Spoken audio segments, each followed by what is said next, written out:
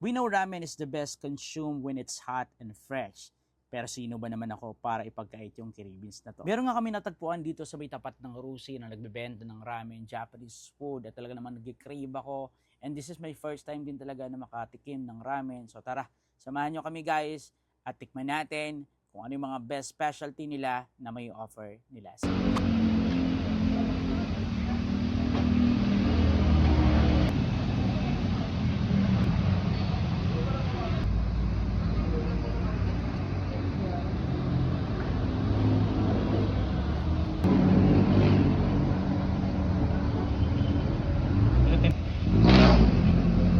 Spicy yan.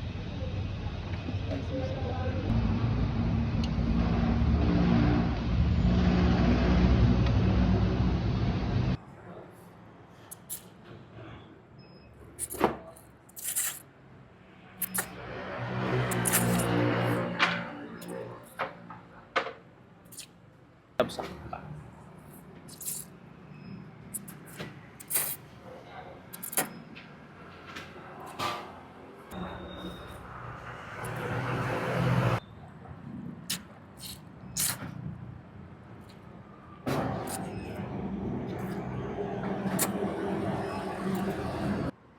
Grabe, for only 129 pesos, meron ka ng ganito kasarap na ramen, talagang babalik at babalikan mo talaga.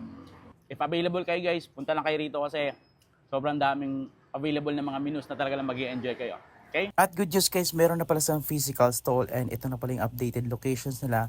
And sa mga malapit dito at sa mga malalayong lugar, punta na kayo sa Kokyo Ramen.